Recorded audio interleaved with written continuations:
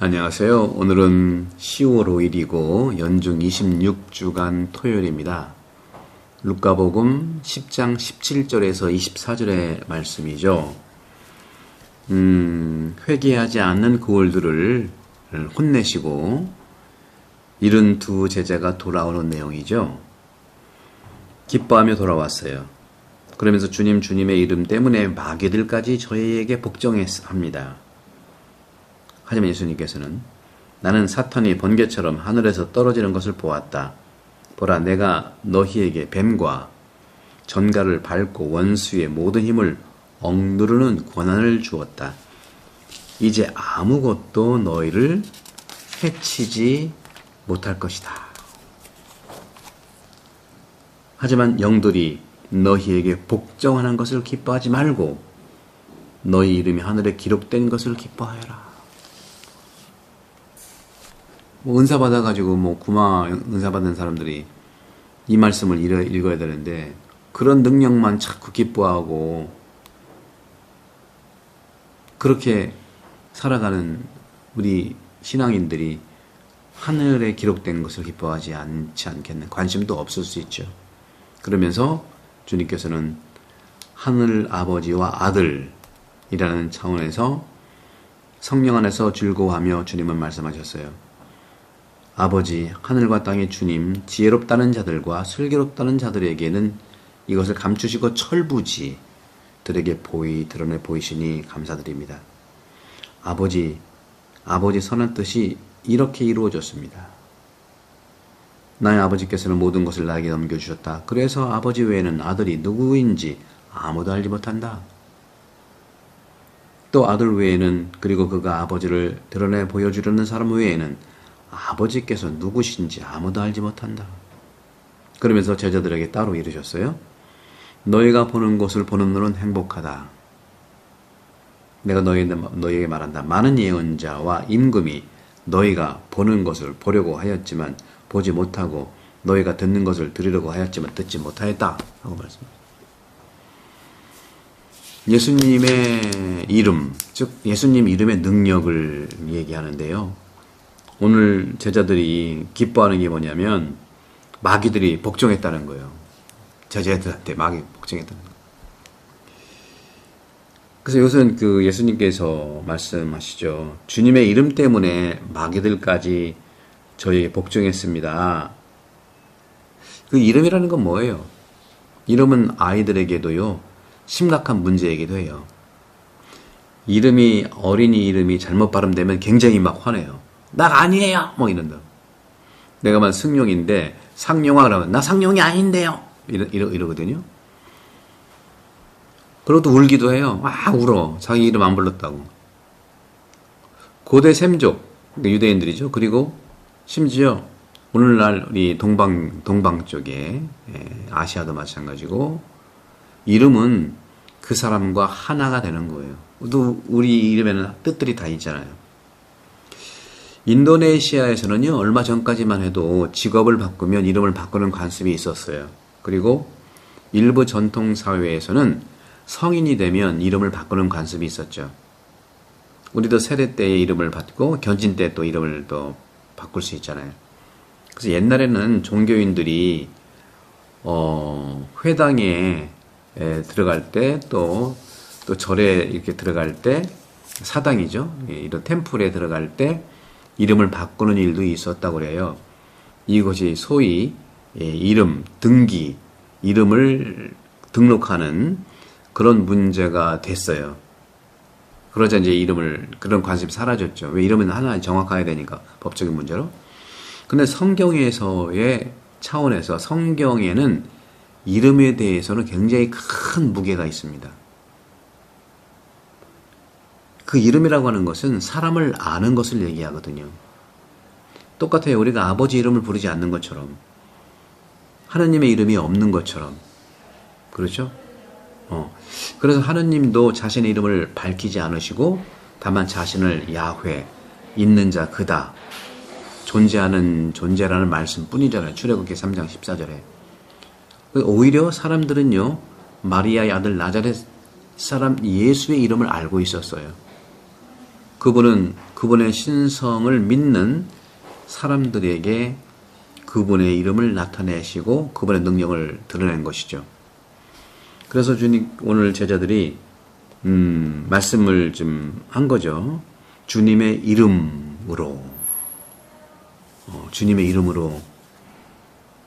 마귀들까지 저에게 복종했다. 주님의 이름 때문에 그랬다는 거죠. 그래서 우리는 호칭 기도가 굉장히 중요해요. 사제서품 때라든가 연도 때라든가 계속 호칭, 이름을 부르는 이유가 그분이 드러나셔서 같이 기도해달라는 거예요. 전구를 해달라는 거예요. 그래서 천주교의 호칭 기도는 굉장히 중요한 성서적 의미를 가지고 있는 거죠. 가톨릭은 여러분들 성경 모른다, 알지 못한다, 전혀 그러지, 미사만 나왔으면요 이미 성경 다 알고 있는 겁니다. 여러분들 모든 성경의 내용들을 전례라든가 믿음이라든가 행정단이라든가 이런 걸로 다 체계화된 것이 2000년의 가톨릭입니다. 우리가 우월하다는 것이 아니라 합리적이고 체계적인 토대가 성경이라는 거예요. 그래서 이 호칭 기도는요, 예수님의 이름에 대한 신심으로 구성되었고, 교회의 어떤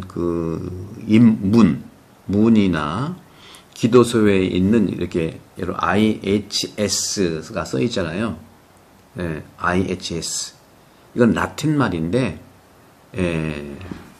그리스 알파벳의 세 글자를 축약해서 하는 예수 그리스도의 약어예요, 약어. 유명한 프란치스코 회의 설교자 성 베디가 계셨는데, 베디. 그분은 예수님의 이름에 대한 헌신에 대해서 아주 강조했어요. 물론 동방그리스도교에서 우리는 소위 예수기도가 탄생한 예수님의 이름의 어떤 힘, 이름의 능력에 대한 묵상들과 기도를 많이 발견하고, 제가 이 영혼돌봄 3부에 제가 이제 모아놨죠. 이것을 영혼의 호흡으로. 그래서 나를 찾는 마음기도, 나와 동행하시는 예수기도, 하느님이 내 안에서 하시는 관상기도, 영혼을 돌보는 의식기도, 영신수련이죠. 결국에는 양심성찰. 이렇게 여기 잘 읽어보시면 되고요. 그래서 예리고의 눈먼 사람이 하느님의 아들이신 예수 그리스도를 부르짖는 기도가 끊임없이 발견되는 거예요. 예리고의 그 눈먼 분이 그렇게 하느님의 아들 예수 그리스도님 저에게 자비를 베풀어 주세요. 그 기도가 된 게 우리 미사의 도입 부분이잖아요. 죄인인 저를 불쌍히 여기소서. 러시아에 예수의 신부님이 계시는데, 콜로크리포프라고 하는 예수의 신부님인데, 그분은요 예수 이름의 발음을 그림으로 표현한 것이 바로 이콘이라고 말했습니다. 이콘. 바로 이콘이라고 하는 것은 호칭된, 발음된 이름이 사람의 음양의 아이콘으로.